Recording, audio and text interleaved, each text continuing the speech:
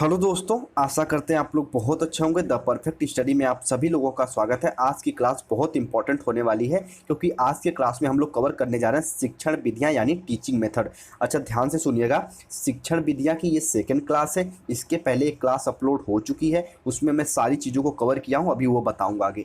देखो, BEd second semester की ये क्लास है और सभी पेपर के लिए इंपॉर्टेंट है। कहने का मतलब है, एक तो मेरे भाई जो आपका सेकेंड पेपर है एजुकेशनल टेक्नोलॉजी एनआईसीटी, उसके बाद जो पैडागॉजी वाले पेपर जो अपने आप ग्रेजुएशन बेस पे जिसको सेलेक्ट करते हो, उसमें भी टीचिंग मेथड पूछते हैं। तो अगर इन क्लास को आप बेसिक से कवर कर लोगे तो सभी पेपर के लिए यूजफुल होगा। उम्मीद करते हैं आप एक एक पॉइंट को अच्छे से शांति से सुनेंगे और समझेंगे और अपना कॉन्सेप्ट क्लियर करेंगे। आइए क्लास को शुरू करते हैं, बाकी चीज़ें वहाँ भी आपकी क्लियर हो जाएंगी। सबसे पहले मैं थोड़ा सा ये बताऊं कि फर्स्ट क्लास में हम लोग व्याख्यान विधि को, प्रदर्शन विधि को और समस्या समाधान विधि को कवर किए थे। जो शिक्षण विधियां यानी टीचिंग मेथड पे जो फर्स्ट क्लास आई थी उसमें हम लोग 3 टीचिंग मेथड को कवर किए थे, व्याख्यान विधि को, प्रदर्शन विधि को, समस्या समाधान विधि को। आज के क्लास में हम मेनली कि मेरे भाई योजना विधि को और अन्वेषण विधि को कवर करेंगे। वेरी वेरी इंपॉर्टेंट है। इन दोनों को बिल्कुल बेसिक से आपका कॉन्सेप्ट क्लियर करते हुए मैं बताऊंगा दोनों क्या होती है, इनके डीमेरिट मेरिट सारी चीज़ों को कवर करेंगे। उसके बाद आपकी दो क्लासेज और आएंगी। एक क्लास में हम लोग इंडक्टिव मेथड और डिडक्टिव मेथड यानी आगमन विधि और निगमन विधि को कवर करेंगे, और एक क्लास में हम जो भी ये छोटी छोटी शिक्षण विधियां हैं इन सबको कवर कर लेंगे। बस आप पेशेंस के साथ जुड़े रहो, समझो एक एक पॉइंट और आपका सारा सिलेबस कंप्लीट हो जाएगा। आओ एक बार थोड़ा सा भूमिका बनाते हैं। महान मनोवैज्ञानिक वेस्ले के अनुसार शिक्षण विद्या की डिफिनेशन क्या है? तो भैया वेस्ले साहब क्या कहते हैं? शिक्षण विधि शिक्षक द्वारा वह क्रिया है, शिक्षण विधि शिक्षक द्वारा वह क्रिया है जिसमें छात्रों को ज्ञान की प्राप्ति होती है। ध्यान से सुनिएगा। एक अध्यापक अपने क्लास में जो कला विधि प्रदर्शित करता है, जिन जिन तरीकों से अपने स्टूडेंट को कुछ न कुछ सिखाता है भैया, वही कला विधि, वही तरीका होता है शिक्षण विधियां। उम्मीद करते हैं महान वेस्ले साहब की डेफिनेशन आपके दिमाग में भैया घर कर गई होगी। बस चलो थोड़ा सा समझो। प्रत्येक विषय को सरलतम ढंग से समझने और समझाने की कई विधियां होती हैं। जैसे हम लोग फर्स्ट क्लास में व्याख्यान विधि को समझे थे कि इसमें क्या होता है, एक जो स्टूडेंट होता है वो निष्क्रिय रूप में होता है और जो एक छात्र एक जो आपके टीचर साहब होते हैं वो सक्रिय भूमिका निभाते। कहने का मतलब है कोई एक टॉपिक पकड़ेंगे और उस पर भैया कंप्लीट आपको व्याख्यान देंगे, समझाएंगे। प्रदर्शन विधि में क्या होता है, आपको जो भी आपके अध्यापक साहब हैं या फिर मैडम जी हैं, वो क्या करेंगे, अपने स्टूडेंट को भैया कुछ न कुछ दिखा के, कुछ न कुछ उनके सामने प्रदर्शित करके बच्चों को सिखाने का प्रयास करेंगी। समस्या समाधान विधि क्या है कि सबसे पहले आपको स्टूडेंट को कुछ उदाहरण वगैरह दे देंगी, उसके बाद मेरे भाई एक ऐसा प्रश्न बच्चों के सामने प्रदर्शित करेंगी जिसका उत्तर बच्चे स्वयं सॉल्व करें, और ये हो जाएगा समस्या समाधान विधि। कहने का मतलब है ये जो समस्या समाधान विधि वेरी वेरी इंपॉर्टेंट है क्योंकि इसमें भी हम लोग करके सीखने पर ज़्यादा जोर देते हैं। उम्मीद करते हैं इसके पहले वाली क्लास में तीनों शिक्षण विधियों को आप लोग बिल्कुल बेसिक से कवर किए होंगे। आज की जो हमारी शिक्षण विधियां हैं वो है योजना विधि यानी प्रोजेक्ट मेथड, उसके बाद अन्वेषण विधि। देखो ध्यान से सुनना, अन्वेषण विधि के कई नाम है, जैसे खोज विधि से भी कहते हैं और इसे ह्यूरिस्टिक विधि भी कहते हैं। कहीं कहीं इसके नाम चेंज रहते हैं, तो कंफ्यूज मत होइएगा, अपना कॉन्सेप्ट क्लियर करिएगा। भैया अन्वेषण विधि का नाम ही खोज विधि और ह्यूरिस्टिक विधि है, इसे अपने दिमाग में बना के रखिएगा। आइए एक एक चीज को हम लोग समझते हैं, इसके बाद आने वाली क्लास में इन सबको हम लोग कवर करेंगे। आज मेनली हम लोग योजना विधि और अन्वेषण विधि पे फोकस करेंगे। तो आइए योजना विधि से क्लास को शुरुआत करते हैं। बस आप पेशेंस के साथ एक एक पॉइंट को सुनते रहिएगा। अच्छा, योजना विधि के प्रतिपादक कौन है? तो महान मेरे भाई शिक्षा शास्त्री या फिर शिक्षा विशेषज्ञ विलियम हेनरी किलपैट्रिक इसके प्रतिपादक हैं। अच्छा, हेनरी किलपैट्रिक का संबंध किससे है? तो महान शिक्षा शास्त्री जॉन डूवी से इनका संबंध है। यानी कि महान शिक्षा शास्त्री जॉन डूवी के शिष्य कौन है? तो हेनरी किलपैट्रिक साहब है। इतना अपने दिमाग में बना के रखिएगा, ठीक है। दोनों लोग वेरी वेरी इंपॉर्टेंट है मेरे भाई साइकोलॉजी में, तो दोनों लोगों को अपने दिमाग में बना के रखिएगा। अच्छा, किलपैट्रिक साहब कहते क्या है, अब थोड़ा सा इसे समझो। तो किलपैट्रिक साहब इस बात पर जोर देते हैं कि बालक का संपूर्ण शिक्षण उसकी स्वयं कार्य प्रणाली तथा उसके स्वयं अनुभव पर जितना आश्रित होगा, उसका ज्ञान उतना ही अस्थायी होगा। देखो भैया, किलपैट्रिक साहब कहते हैं अगर बालक जो कुछ भी सीख रहा है ना, वो करके सीख रहा है, कुछ ना कुछ क्रिया करके सीख रहा है, तो वो जो ज्ञान का अर्जन करेगा तो उसका ज्ञान अस्थायी होगा। ये भैया इसका मतलब होता है योजना विधि का मतलब। तो योजना विधि को अगर हम निष्कर्ष में या फिर इसे नोट पॉइंट में हम मेंशन करना चाहें तो कह सकते हैं कि यह विधि करके सीखने पर आधारित होती है, ठीक है। जो योजना विधि होती है, जो प्रोजेक्ट मेथड होता है, ये करके सीखने पर आधारित होती। कैसे होती अभी मैं इसको बताऊंगा, थोड़ा सा इसे समझो। यह विधि छात्रों को स्वाभाविक परिस्थिति प्रदान करती है जिनमें वह उद्देश्य पूर्व किसी समस्यात्मक कार्य को सजीवता से पूर्ण करने में सफल होते हैं। अच्छा, यहाँ एक शब्द आया सजीवता। सजीवता का मतलब है भैया हम संलग्न तरीके से, हम सक्रिय रूप से किसी कार्य में अगर संलिप्त हैं तो हम कहेंगे भैया उस कार्य में हम सजीवतापूर्ण से कार्य कर रहे हैं। ये इसके कहने का मतलब है। अब आ जाओ थोड़ा सा हम लोग योजना विधि को अपने देसी लैंग्वेज में समझते हैं, यानी कि मेरे भाई सिंपल लैंग्वेज में समझते हैं कि देखो, अगर आपके कॉलेज वाले आपको कोई फाइल बनाने को देते हैं तो भैया वो फाइल बनाना क्या है, एक तरीके से योजना ही तो है। तो अगर फाइल बनाना, असाइनमेंट तैयार करना किसी भी टॉपिक पर, तो वो सब योजना विधि के अंतर्गत आएगा। यानी एक अध्यापक आपको स्वयं कुछ न कुछ कार्य करने को दे रहा है तो वो सब योजना विधि के अंतर्गत आएगा। अब थोड़ा सा मुझे लगता है ना कि आप अभी जब सारी शिक्षण विधियों को पढ़ा लूंगा ना तो कंफ्यूज होंगे। तो अभी मैं थोड़ा सा एक चीज यहाँ पे क्लियर कर दूं, देखो ध्यान से सुनना। सारी शिक्षण विधियां एक दूसरे से रिलेट करते हुए हैं। योजना विधि में हम कुछ करके सीखते हैं, अन्वेषण विधि में हम खोजते हैं। तो अगर हम कोई चीज खोजेंगे तो स्वयं ही तो खोजेंगे, तो यानी इसमें भी हम कुछ ना कुछ करके ही तो सीख रहे हैं। तो जब सारी शिक्षण विधियों का आप निष्कर्ष निकालोगे तो ये देखोगे ना, एक स्टूडेंट हमेशा क्रियाशील रहता है, सक्रिय रहता है, कुछ ना कुछ सीखते हुए मेरे भाई अपने अपने ज्ञान का अर्जन करता है।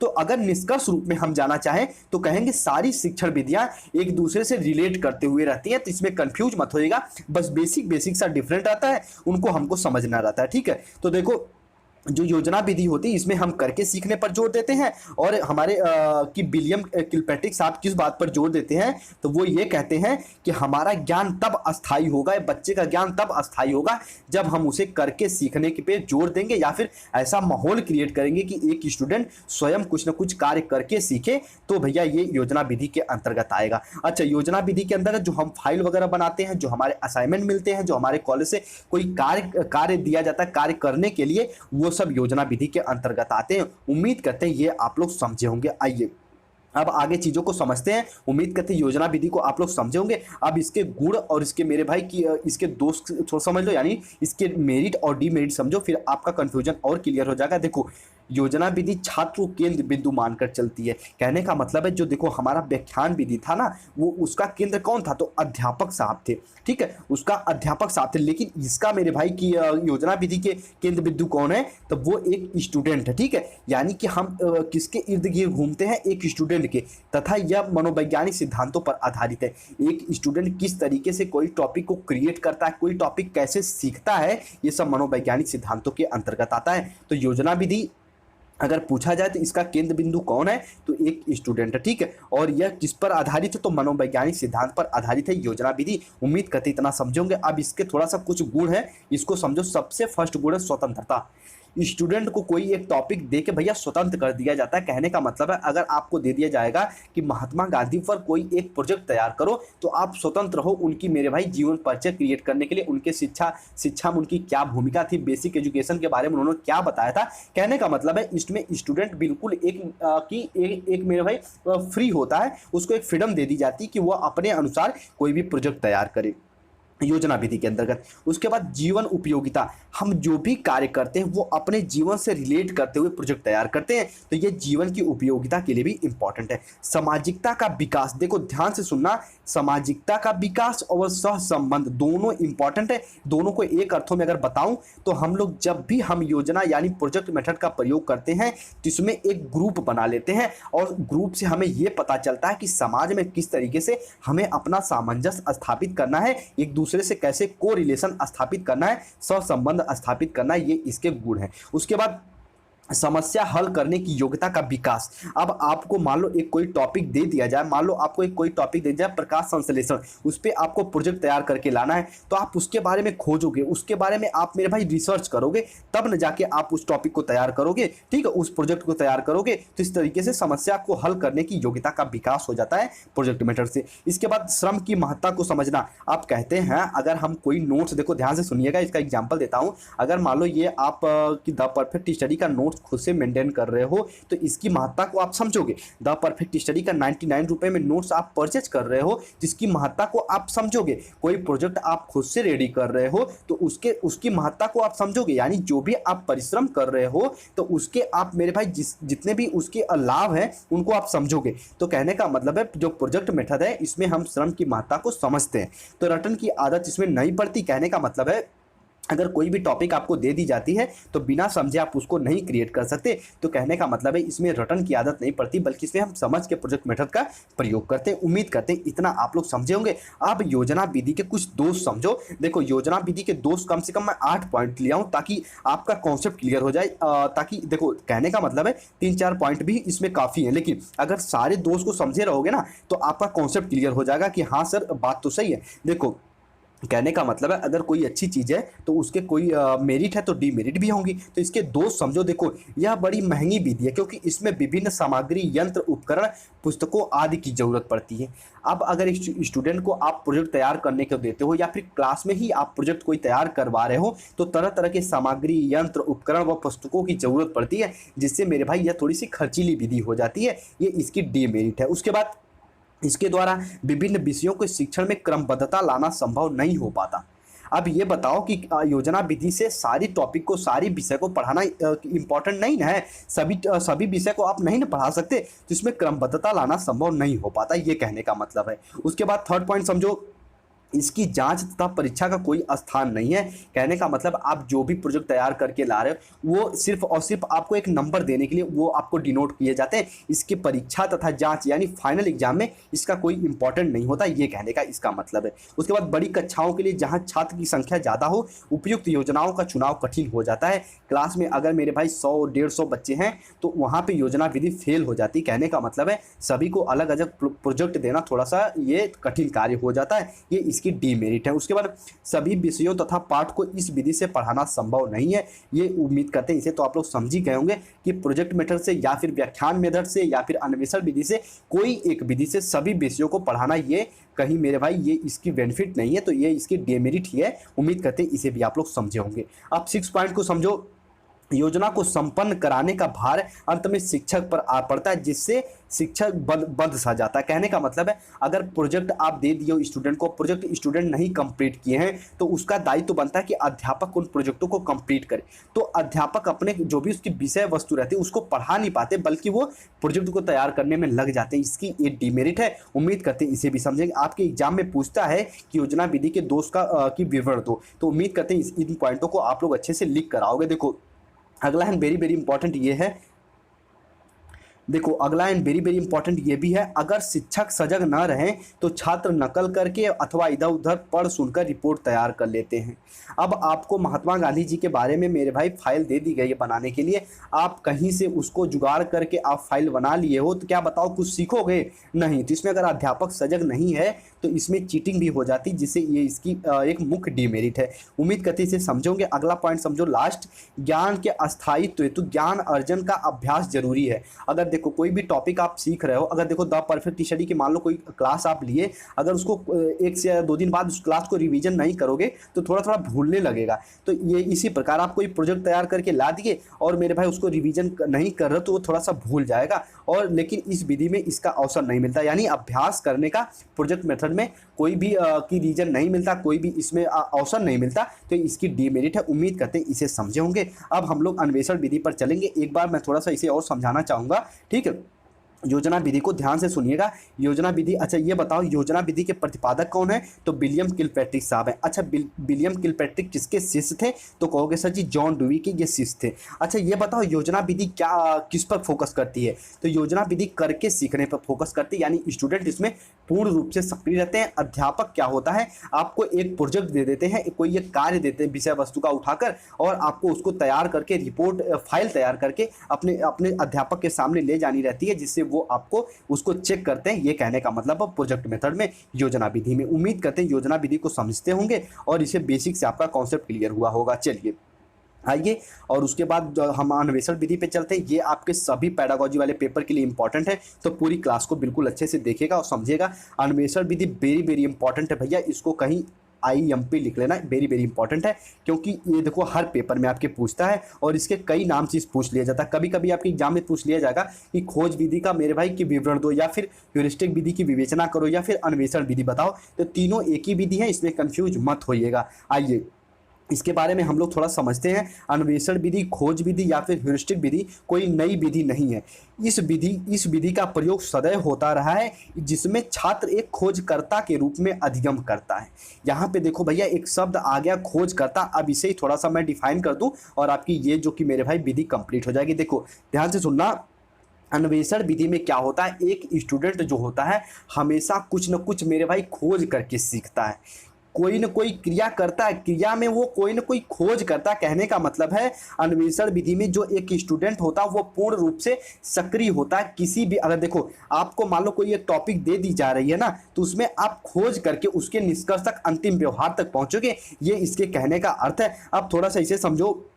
ग्रीक भाषा में ह्यूरिस्टिक का अर्थ होता है खोज अथवा अन्वेषण, और इस विधि का उद्देश्य छात्र खोजकर्ता के रूप में रखना। देखो स्टूडेंट जो होते हैं, अगर देखो योजना विधि में क्या होता था, हम करके सीखने पर जोर देते थे, और इस विधि में हम कुछ न कुछ खोज करते हैं, और वो खोज औपचारिक और अनौपचारिक दोनों तरीके से हम लोग इसमें प्रयोग में लाते हैं। उम्मीद करते हैं इतना आप लोग समझे होंगे। अब थोड़ा सा इस विधि के प्रतिपादक के बारे में जानो, फिर आगे चीज़ें हम लोग समझेंगे। तो इस विधि के जो प्रतिपादक हैं वो मेरे भाई प्रोफेसर आर्मस्ट्रांग साहब है, जिनका जन्म 1848 में और मृत्यु 1937 में हुई थी। उम्मीद करते हैं इतना इसके बारे में समझे होंगे। और ये इंपीरियल कॉलेज लंदन में रसायन शास्त्र के प्रोफेसर थे आर्मस्ट्रांग साहब। उम्मीद करते हैं ये समझे होंगे। देखो अब थोड़ा सा इसे समझो। देखो उन्होंने ह्यूरिस्टिक विधि को सन डस्टन महाविद्यालय में प्रयोग में लिया, छात्रों की उत्सुकता एवं रुचि पर बल देते हुए ज्ञान अर्जित करने पर बल दिया। ठीक है, इस प्रक्रिया में छात्र स्वयं कठिनाई को दूर करने का प्रयास करते हैं। कहने का मतलब है कोई विषय वस्तु है, सबसे पहले अगर बालक को किसी विषय वस्तु के बारे में आप सिखाना चाहते हो, तो इस विषय वस्तु के बारे में छात्रों के अंदर आप रुचि पैदा कर दो, उनके अंदर उत्सुकता पैदा कर दो। अब जब किसी विषय वस्तु के बारे में आप रुचि और उत्सुकता पैदा कर दोगे, तो स्वाभाविक सी बात है स्टूडेंट उस विषय वस्तु के बारे में खोज करने लगेंगे। खोजकर्ता के रूप में मेरे भाई आप डिफाइन तब कर सकते हो स्टूडेंट को। तो कहने का मतलब है ह्यूरिस्टिक विधि में सबसे पहले क्या करते हैं हम लोग, कोई भी विषय वस्तु टॉपिक के बारे में स्टूडेंट के अंदर हम उत्सुकता रुचि उत्पन्न करते हैं, और जैसे ही रुचि और उत्सुकता उत्पन्न हो गई, फिर भैया वो स्टूडेंट स्वयं उसको कठिनाई को दूर करते हैं। कहने का मतलब है स्वयं वो विषय वस्तु के बारे में वो सर्च करने लगते हैं, वो मेरे भाई रिसर्च करने लगते हैं। उम्मीद करती इतना आप लोग समझे होंगे। अब देखो अन्वेषण विधि के कुछ उद्देश्य इसे समझो। देखो सबसे फर्स्ट उद्देश्य छात्रों में मनोवैज्ञानिक दृष्टि पैदा करना। अब अगर छात्र कुछ मेरे भाई स्वयं से खोज कर रहे हैं, तो उनके अंतर्गत की असंज्ञानात्मक विकास भी होगा, संवेगात्मक विकास भी होगा। इस प्रकार से हम समाज में कैसे स्वयं को स्थापित कर सकते हैं, इसका भी विकास होगा, सोशल डेवलपमेंट भी होगा। तो भैया मनोवैज्ञानिक दृष्टिकोण पैदा करना इस विधि का मेन उद्देश्य है। उसके बाद छात्रों में वैज्ञानिक अभिरुचि और अभिवृद्धि पैदा करना। अब ये बताओ, अगर आप कोई चीज़, देखो वैज्ञानिक अभिरुचि और अभिवृद्धि का अर्थ क्या होता है, किसी भी चीज़ का अगर हम प्रयोग करें तार्किक वे में, अगर हम प्रयोग कर रहे हैं, तो हम कहेंगे भैया हम वहाँ पे वैज्ञानिक तौर तरीके का प्रयोग कर रहे हैं। तो स्टूडेंट अगर किसी भी चीज़ को खोज कर रहे हैं, किसी भी चीज़ की खोज करके अंतिम व्यवहार तक पहुँच रहे हैं, तो हम कहेंगे भैया वैज्ञानिक अभिरुचि और अभिवृद्धि यहाँ पे पैदा हो रही है। कहने का मतलब है ये इस विधि को, ये इंपॉर्टेंट है, very very important second point है। चलो थर्ड पॉइंट समझो, छात्रों में स्वयं कर के भावना का विकास करना तथा तथ्यों को सीखना। अब ध्यान से सुनना, अब अगर कोई भी चीज़ आप स्वयं खोज रहे हो, तो बताओ इसमें करके सीखने की भावना विकसित होगी कि नहीं होगी?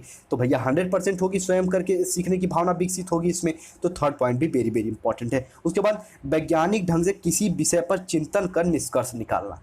अब अगर स्वयं आप कोई भी मेरे भाई चीज़ सीख रहे हो, और ह्यूरिस्टिक विधि का मेन पर्पज भी यही होता है, किसी भी विषय वस्तु के बारे में आप वैज्ञानिक दृष्टिकोण से चिंतन करो, और लास्ट में उसका अंतिम व्यवहार, उसके निष्कर्ष पर आप जाओ। उम्मीद करती हूँ इतना आप लोग समझे होंगे। अब देखो, अब थोड़ा सा अन्वेषण विधि की कुछ मेरे भाई इसकी मेरिट को समझ लो, ठीक है, एडवांटेज समझ लो, ये वेरी वेरी इंपॉर्टेंट है, आपके एग्जाम में पूछता भी है। तो देखो गणित शिक्षण में यह विधि काफ़ी उपयोगी साबित होती है, क्योंकि देखो हम कोई भी फॉर्मूला हमें दे दिया जाता है, या फिर हमें कोई एग्जाम्पल्स दे दिए जाते हैं, तो हम उन एग्जाम्पल को सॉल्व करते करते नए फॉर्मूले का हम मेरे भाई फॉर्मेशन कर लेते हैं। तो ये गणित शिक्षण के लिए वेरी वेरी इंपॉर्टेंट है। उसके बाद यह विधि तर्क, निर्णय, कल्पना, चिंतन आदि का उपयुक्त अवसर प्रदान करने में भी सहायक होती है, जिसमें बालक के मानसिक विकास की प्रक्रिया तीव्र गति से बनी रहती है। कहने का मतलब है अगर आप कुछ भी चीज़ सर्च करके सीखोगे तो तर्क करने में, निर्णय लेने में, कल्पना करने में, चिंतन करने में, कहने का मतलब है सभी मानसिक क्रिया यहाँ पे एक्टिव हो जाएंगी। उसके बाद थर्ड पॉइंट समझो, ह्यूरिस्टिक विधि छात्र को ज्ञान की खोज करने की स्थिति में रखती है। कहने का मतलब है इसका नाम से पता चलता है भैया, खोज विधि यानी ह्यूरिस्टिक विधि, तो इसमें हम जो भी ज्ञान को अर्जित करेंगे खोज करके अर्जित करेंगे और एक तरीके से ये अस्थायी ज्ञान का निर्माण भी होता है। अच्छा, यह विधि छात्र को स्वयं गणित कार्य करने हेतु प्रेरित करती है, उनमें स्वतंत्र अध्ययन व स्व अध्याय की आदत का निर्माण करती है। हम कोई भी कार्य करके सीख रहे हैं, कोई भी हम ज्ञान करके सीख रहे हैं, तो मेरे भाई कहने का मतलब है इसमें हम स्वतंत्र और भी स्व अध्याय की आदत का निर्माण भी होना इसमें मेरे भाई लाजमी सी बात है। उसके बाद फिफ्थ पॉइंट समझ लो, वेरी वेरी इंपॉर्टेंट ये भी है, ह्यूरिस्टिक विधि करके सीखने पर आधारित है। कहने का मतलब है जो सभी शिक्षण विधियां हैं निष्कर्ष निकालोगे तो उसमें एक स्टूडेंट जो होता है वो अति सक्रिय होता है अध्यापक की अपेक्षा, क्योंकि वो अपना कुछ ना कुछ करके सीख रहा है, तो सक्रिय होना तो भैया इसमें तो स्वाभाविक सी बातें हैं। अब इसकी कुछ सीमाएं भी हैं, इनको भी समझो, वेरी वेरी इंपॉर्टेंट है। जैसे यह विधि अधिक समय लेती है। अब अगर किसी चीज़ के बारे में आप स्वयं तर्क कर रहे हो, चिंतन कर रहे हो, खोज कर रहे हो, तो भैया ये तो स्वाभाविक सी बात है वो अधिक से अधिक समय लेगी और ये इसकी डिमेरिट है, इसमें सिलेबस जल्दी कंप्लीट नहीं हो पाता अगर आप कोई चीज़ करके सीख रहे हो। अब सेकंड पॉइंट ध्यान से समझना है, इस विधि में छात्रों से शोधकर्ता के रूप में अधिक आशाएं होती हैं। अगर एक स्टूडेंट रिसर्चर के रूप में काम कर रहा है मेरे भाई, कोई भी आप कार्य कर रहे हो जो स्वयं कोई निर्माण करना चाहते हो किसी भी सिद्धांत वगैरह का, तो आपसे कई आशाएं जुड़ी रहती हैं। अगर आप उस कार्य में सफल नहीं हो पाते तो आप मेरे भाई क्या होते हैं, डीमोटिवेट हो जाते हो। ये इस तरीके से इसकी एक मेरे भाई डीमेरिट है, इसकी सीमाएं लिमिटेशन भी हैं। उसके बाद थर्ड पॉइंट समझो, यह विधि प्रयोग आधारित होने के कारण अधिक उपकरण एवं सुविधाएं चाहती हैं, इसलिए यह विधि महंगी भी है, ये इसकी डीमेरिट है। उसके बाद देखो अगला पॉइंट, सामान्यतः विज्ञान शिक्षक इस विधि में प्रशिक्षण प्राप्त नहीं कर पाते। ध्यान से सुनना, खोज विधि की इसकी सबसे बड़ी डिमेरिट यही है कि एक स्टूडेंट अपनी निम्न कक्षाओं में मेरे भाई उनको प्रशिक्षण नहीं मिल पाता खोज विधि का, और ये इसकी एक मुख्यतः डिमेरिट है, इसको भी अपने दिमाग में बना के रखना। पाठ्यचर्या की सीमाएं, छात्र की व्यवस्था और परंपरागत शिक्षण प्रविधियों का उपयोग से इस विधि के प्रयोग में बाधक है।